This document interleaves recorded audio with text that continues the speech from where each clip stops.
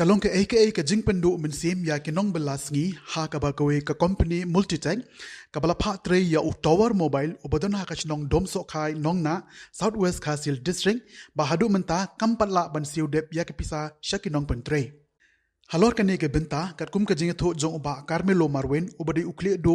ni kum u head mystery ha ka jing pentre ya tower mobile ha ka chnong dom so khai Southwest Khasil district ulai thu ba ka pisa ka badang sa bat ka bompat yo kadai hadu shilak saupo hajar kata nadu ubnai no pra araja ar pu ar hadu menta kumta halor kane ka nyautrap ashik national movement jong ka Southwest Khasil district hadin ka jingyo jing ujor na ba Carmelos Marwen kalalik ban jurip pat yakendo ya u bat kalabu ya ka jing maham bat ka jing kerpat ya ka company ba hapo shitayo kata hapo ka khat ar tadik unai lor araja ar pulai kani ka company kariban seu dep no bat dada kam seu ha ka khat lai tadik menta ubnai ka seng kanselik ban khang tala no ya u te u tower ubadan hadom so khai nong na Southwest Khasil district yakani ke jinglet jurib lai lam da uba lambok star Marwin president bat uba Rishan Skemleng do educational secretary jongka HANM Southwest Khasil district rengkat bat kirkhon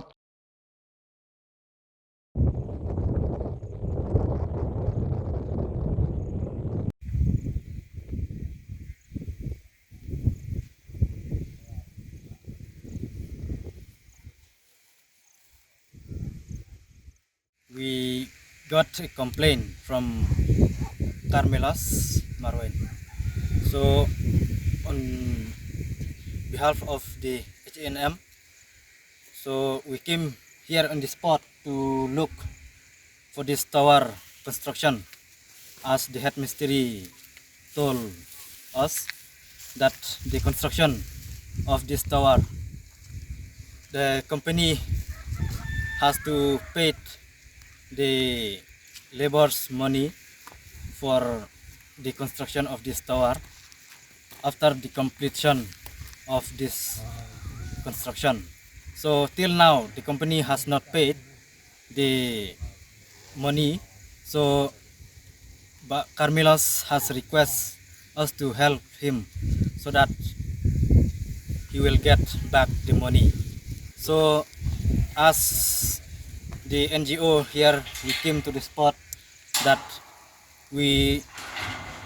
demand the company to pay the money within 1 week. That is, now it's from 6 till 12. We give time the company to pay for the money to Carmelos Marwen, and from that, if the company fail to pay the money to him, so on 13 of this month, September 2023, we will come back here and we will ban this tower. So we request the people of this area also to be alert with us and to stay with us to help the people who are working for this construction of this tower to get back the money. So we request the community people from here to be with us, to join hands together with us, so that Carmelos will get back the money until the company paid his money. Kalian jonga ngadai kum u head mystery jong unu tawar bla trehan ke company Multitech company te kat kum ko bangi la yakut bat unu kontraktor bat kinong bala ba ladakan di kajik tre ngi ladap la kalong sibnan arbnai long ka pimen un cash no brok khai ndrei phose hadu mata ni la pendap nadu di sembar te hadu unu benai ba mata benai ba fra benai ba kandai ki klam la bat su pimen te na kata kadau nga ha kajik kulat na mata kinong bala te ngam seban wat di kilat kelenti kumnu panwat di kinong yara na kabanta bengin yo no ya ka hok kum kinong belah te kenapa ngin kekam kan ya baik kan ya anti na kabanta ka ba kamiat ya ka bari ka company lene ya ki nong sok chnong hi ong kan ka jaka he brok koi te nga kerpat ya ki khamtam ya ki seng NGO bala dor rekat bat ngah ne ka por